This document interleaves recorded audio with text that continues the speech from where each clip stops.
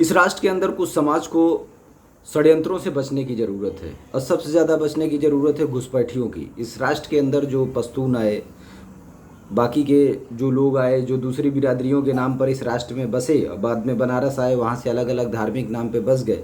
हिंदू समाज में जिस तरीके से उन लोगों ने घुसपैठ बनाया, जिस तरीके से ब्राह्मणों के अंदर बहुतायत में मिक्सर किया गया ताकि वो मंदिरों पे कब्जा किया जा सके, जिस तरीके से श्रीलंकन्स आए वो अपने आप को ब्राह्मण बोल करके बस गए। एक राक्षस परंपरा का आदमी आया और सनातन व्यवस्था में ब्राह्मण बोल के बस गया। आज वो इस राष्ट्र के लिए बहुत बड़ा खतरा बन गए हैं। आज वो इस राष्ट्र के अंदर तरह तरह के बेशर्मी वाले विवादों को खड़ा कर रहे हैं, क्योंकि उनकी एक प्रवृत्ति है विवाद करना, जग तक जग करना। अगर हो गया कुछ डोज, काम बन गया तो ठीक, डोज मिल गया तो झाड़ झूड़ के चल देना। पर इसके बीच में ये राष्ट्र जो सभ्यता पे आधारित है, ये राष्ट्र जो विवेक पे आधारित है, ये समाज जो समन्वय पे आधारित है, वो अपने अंत की ओर आगे बढ़ रहा है। आज सामाजिक विघटन पैदा हो रहे हैं, सामाजिक उन्माद पैदा हो रहे हैं, समाज में उलझने पैदा हो रही हैं, समाज में संघर्ष पैदा हो रहे हैं। एक अजीब सी बात है, कोई वो प्रमाणित करने में लगा हुआ है जो वो है ही नहीं और प्रमाणित नहीं कर सकता। जो है उसको वो कुछ बोल रहा है, दोनों आपस में लगे हुए हैं, दोनों गवर्नमेंट को टैक्स दे रहे हैं। कोई ये नहीं पूछ रहा है कि पुलिस चार्टर क्यों नहीं लागू हुआ, जुडिशियल चार्टर क्यों नहीं लागू हुआ, हमारे आबादी के हिसाब से हॉस्पिटल क्यों नहीं है, आबादी के हिसाब से कोर्ट क्यों नहीं है, आबादी के हिसाब से दूसरी फैसिलिटीज़ क्यों नहीं है, सोशल सिक्योरिटी टैक्स जाने के बाद बुजुर्गों को आज तक टैक्स क्यों नहीं मिल रहा है।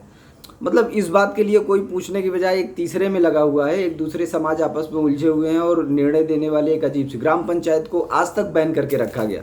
मेरे समझ में नहीं आता, अगर लोग बजरंग बली के भक्त हैं, अगर बजरंग बली के भक्त हैं तो राम विरोधी कैसे हो सकते हैं? राम द्रोह करके कोई बजरंग बली का भक्त कैसे हो सकता है? राम द्रोह करने वाले, राम द्रोह मतलब मर्यादा पुरुषोत्तम जिन्होंने इस धरती के ऊपर ग्राम पंचायत की स्थापना की, उस ग्राम पंचायत को प्रतिबंधित करके उलझा करके रखने वाले लोग अपने आप को राम का भक्त बताते हैं, राम का प्रेमी बताते हैं। एक राम बजरंग बली के भक्त वो भी थे जो जेब में फ़ोटो लेकर के चलते थे और अयोध्या में नरसंहार कराए, और जिन्होंने अयोध्या के अंदर नरसंहार किया उनको राष्ट्र का अवार्ड दिया गया। ये ताज्जुब की बात है, ये सोचने का विषय है कि ऐसे लोग जिन्होंने नरसंहार किया उनके ऊपर उस चीज़ का मुकदमा चलना चाहिए, उस चीज़ के लेकर के उनके खिलाफ कार्रवाई होनी चाहिए, उनको अवार्ड दिए गए। किस हिसाब से अवार्ड दिए गए ये विवेक का मैटर है, व्यक्ति को खुद सोचना चाहिए और समझना चाहिए। ज़रूरी हो गया है कि अब लोग समझें और रिजर्व हो जाएं, रिजर्व हो करके इस चीज़ को देखें।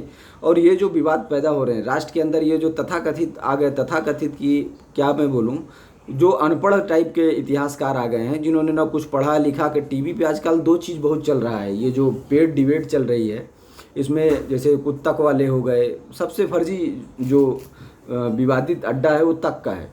तक वालों का ऐसा हिसाब किताब है कि वो टोटली डिफ़ाल्टर लोग हैं। मतलब वो कभी कुछ भी चलाते हैं इस राष्ट्र के खिलाफ, इस देश के खिलाफ, इस समाज के खिलाफ, समाज और बड़े बदतमीज़ टाइप के उनके एंकर भी हैं। मतलब लोगों से बदतमीजी करना, हुटिंग करना, ये उनकी फितरत है। लोग क्यों जाते हैं वहाँ ये नहीं समझ में आता।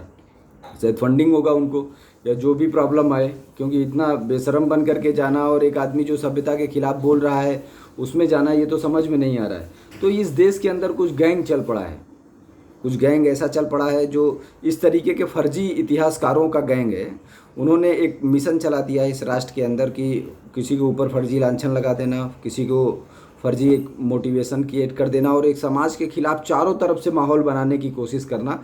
और उसमें सबसे धूर्त जो हैं वो जो यहाँ पर आए हुए हैं, आए हुए वालों में मध्येशियन, श्रीलंकन जो आकर के इस सभ्यता में शामिल हो गए, वो उनका बराबर साथ देते हैं। और कुछ लोगों ने उनमें वैवाहिक रिश्ते क्रिएट कर लिए हैं तो वो समझ ही नहीं पा रहे हैं सही क्या गलत क्या, तो वो पीछे पीछे चल रहे हैं और एक भीड़ का हिस्सा बन जा रहे हैं।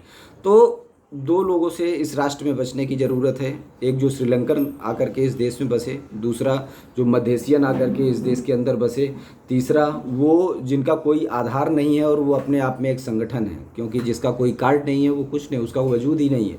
और ये तक टाइप के जो लोग हैं जो इस गंदगी को प्रसारित कर रहे हैं, इनका जब तक आप सामाजिक बहिष्कार नहीं करेंगे, जब तक इनका आप विरोध नहीं करेंगे, तब तक राष्ट्र में समस्याएं बनी रहेंगी।